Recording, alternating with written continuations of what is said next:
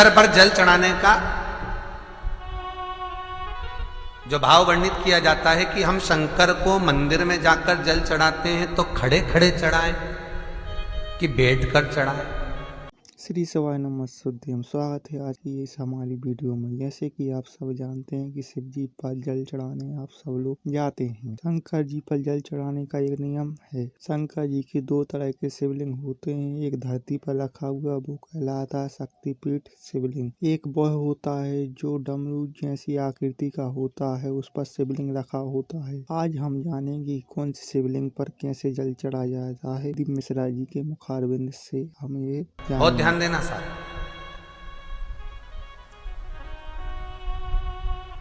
शंकर में मंदिर में जाकर हम भगवान शंकर को जल चढ़ाएं तो खड़े होकर चढ़ाएं कि बैठ कर चढ़ाएं। अब दो तरह का शिवलिंग है मंदिरों में, दो तरह का शिवलिंग का निर्माण होता है, ठीक है। एक विष्णु शिवलिंग, एक शक्ति पार्वती शिवलिंग। दो तरह का शिवलिंग मंदिरों में होता है, दो तरह का शिवलिंग मंदिरों में होता है, समझ लेना बहुत अच्छी तरह से। एक शिवलिंग वो होता है जो जमीन पर डायरेक्ट जलाधारी रहती है, शिवलिंग रहता है, ऐसी जलाधारी पूरी की पूरी, और शिवलिंग जमीन पर रखा रहता है, भूमि पर रखा रहता है, डायरेक्ट जमीन पर। आप जल ले जाकर चढ़ाए, निकल गया रास्ते से। एक शिवलिंग जो जमीन पर डायरेक्ट शंकर भगवान की जलाधारी और शिवलिंग रखा रहता है, वो शक्ति शिवलिंग कहलाता है। माता पार्वती का हस्तकमल उस शिवलिंग के सम्मुख में, और दूसरा शिवलिंग एक डमरू जैसा होता है। अब वो हम उसको कैसे वर्णन, एक डमरू शिवलिंग होता है, ऐसा उसका स्टैंड होता है, ऐसा स्टैंड होता है, नीचे शिवलिंग रखने की जगह होती, फिर ऐसा होता है, फिर उसके ऊपर इस तरह शिवलिंग रखा होता है। देख, दर्शन करें आप लोगों ने। अब फिर इसके ऊपर शंकर भगवान का शिवलिंग रखा होता है, ठीक है। इस तरह का जो शिवलिंग होता है, एक डायरेक्ट नीचे रखा हुआ शिवलिंग, और एक भगवान जो नीचे डमरू जैसी आकृति होती है, इस पे जो डमरू जैसा जो भाग बना होता है, ये भगवान विष्णु का हस्तकमल है, और ऊपर का जो भाग है वो भगवान ब्रह्मा का हस्तकमल है। इसको विष्णु शिवलिंग कहते हैं।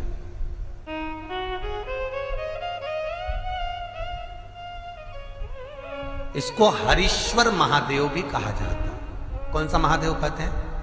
हरि सर्वेश्वर महादेव। हरीश्वर महादेव भी कहते हैं, हरि सर्वेश्वर भी कहते हैं।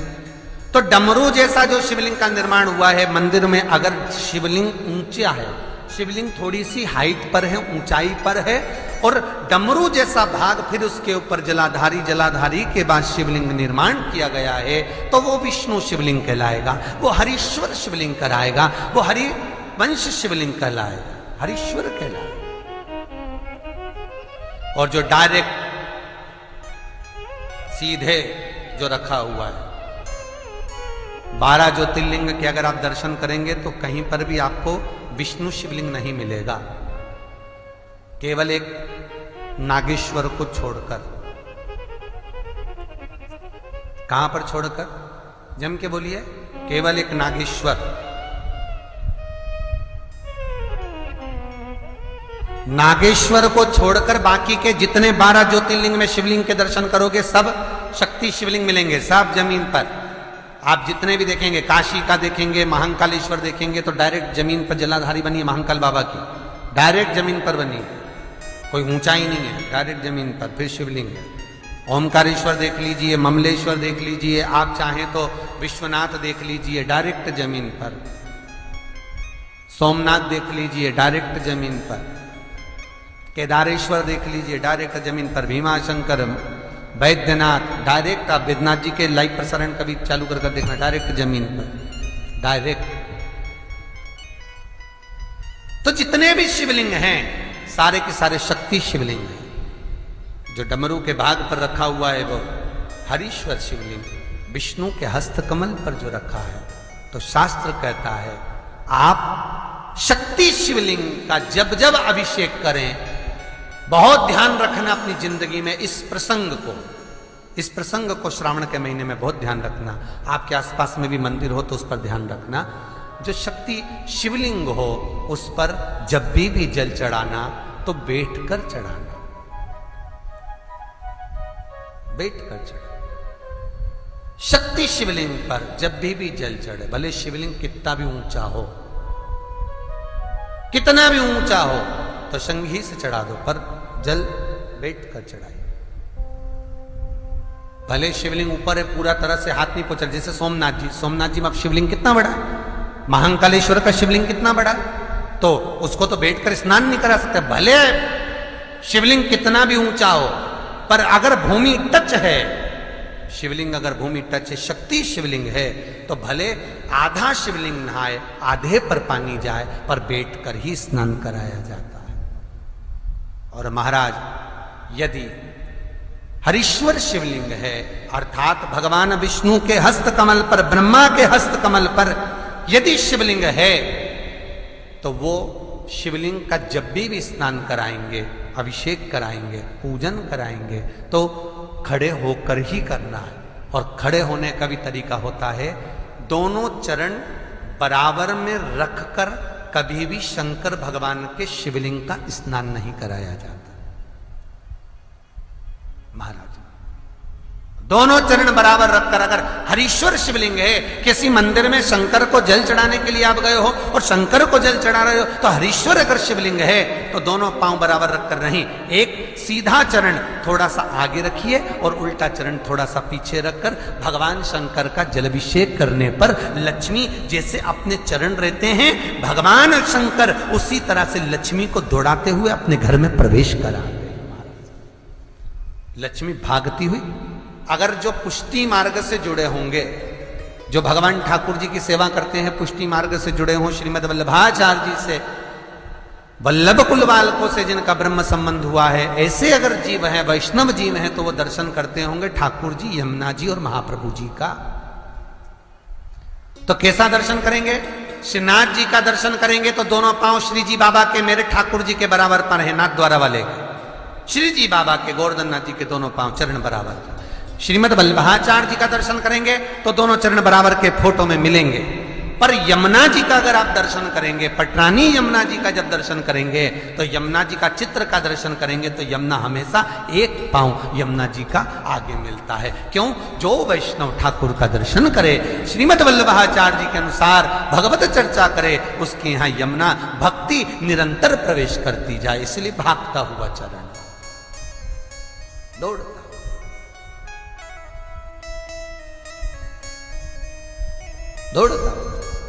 तो शंकर भगवान का अगर हरीश्वर शिवलिंग है, कहीं शिवलिंग डमरू आकृति पर, अगर ऊंचाई पर है, हरीश्वर है, तो फिर जल खड़े होकर चढ़ाए, चरण आगे पीछे। बहुत ध्यान देना महाराज, हरीश्वर शिवलिंग का वर्णन किया महाराज। बहुत सुंदर बात कही है, बहुत ध्यान से सुनिएगा। शक्ति शिवलिंग के ऊपर जो जलाधारी लगती है, शक्ति शिवलिंग के ऊपर जो जलाधारी लगती है, वो 5 मिनट, 10 मिनट, आधा घंटा रखकर 24 घंटे के लिए हटा सकते हो। शक्ति शिवलिंग के ऊपर जो जलाधारी लगती है, वो 15-20 मिनट रखकर, आधा घंटा रखकर आप हटा सकते हो। पर हरीश्वर शिवलिंग के ऊपर, भगवान विष्णु के हस्त कमल पर जो शिवलिंग का निर्माण आपको भी वर्णन किया, अगर वो शिवलिंग है तो उस पर जलाधारी अगर लगी है, तो कम से कम 5 घंटा, 8 घंटा तो जलाधारी को रखना पड़ेगा ही। बहुत ध्यान दीजिए महाराज। शंकर जी की प्राण प्रतिष्ठा करते समय, शंकर जी की स्थापना करते समय, शंकर जी को प्राण प्रतिष्ठित करते समय एक एक चीज का ध्यान करना पड़ता है कि हमें कैसा शिवलिंग रखना है, कौन सा शिवलिंग रखना है, कैसे स्थापना करना है, किस भाव का होना चाहिए। शंकर के मंदिर में शंकर जी विराजे हैं तो गणेश जी, कार्तिकेय और पार्वती की मुद्रा कैसी होना चाहिए, गणेश जी कौन सी सूंड का होना चाहिए? जब शंकर के मंदिर में हम आराधना कर रहे हैं तो गणेश जी की सूंड किस ओर होना चाहिए? पार्वती की मुद्रा कौन सी होना चाहिए? षडानंद कार्तिकेय की दृष्टि कहां होना चाहिए? ये शंकर जी की प्राण प्रतिष्ठा में देखा जाता है। केवल मूर्ति वाले ने बाजार में मूर्ति बनाकर बेच दी और तुम गए हमें शंकर जी का परिवार दे दो, हमारे मंदिर है छोटा सा, में वहां प्रतिष्ठा करना है। तुम बाजार में गए और शंकर जी का परिवार लेकर आ गए, शंकर जी लिया, कार्तिकेय लिया, पार्वती जी लिया, गणेश जी लिया और स्थापना करवा दी पंडित जी से। और बाद में बोली हमको थोड़ी कष्ट हो रहा है, हमको थोड़ी तकलीफ हो रही है, कहीं ये हम जब से लाए इससे तो नहीं हो रही, कहीं इससे तो नहीं। नहीं, गलती तुम्हारी है।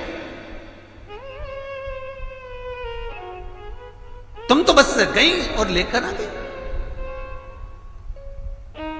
यहां तक शिव महापुराण की कथा कहती है कि तुम्हारे घर की मूर्ति जितनी पुरानी होती है उतना सुख देती है। आपको पहले भी कथा में कहा, दिया और मूर्त पुरानी होगी चलेगी।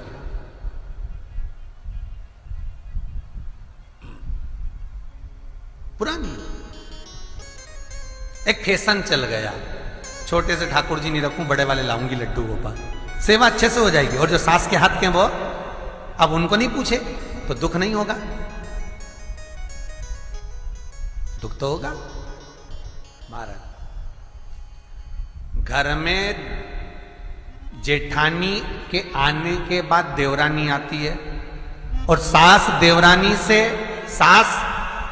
से बहुत लाड लड़ाती है। छोटी बहू है, ले साड़ी पहन ले, ये ले रकम ले ले, ये ले ले हैं। सास जब छोटी को बहुत कुछ करती है तो जेठानी का जीवड़ा जलता कि नहीं जलता? बोलो तो सही, थोड़ा बहुत तो लगे, बता हमको तो कभी नहीं करा, हमको तो ऐसा कर ही नहीं, हमको तो ऐसा कर ही नहीं। उसी तरह आप नए भगवान लेकर आ गए, नई ठाकुर जी लेकर आ गए और छोटे ठाकुर जी पहले के हैं। भगवान को लगता है बताओ नए से लाड लड़ा रही, उसको वस्त्र पहना रही, आभूषण पहना रही, मुझे आभूषण तक नहीं, वस्त्र नहीं, जैसे हैं वैसे ही लुढ़क जाते हैं, कौन पहनाए? कोई ने कहा इनको क्यों नहीं पहनाती, छोटे हैं पहनाते नहीं बनता, भाव से पहनाओगे सब पहने। शिव महापुराण की कथा कहती है जितनी मूर्ति छोटी होती है, अंगुष्ठ के आकृति से जितनी मूर्ति छोटी होती चली जाती है, उतना सुख प्रदान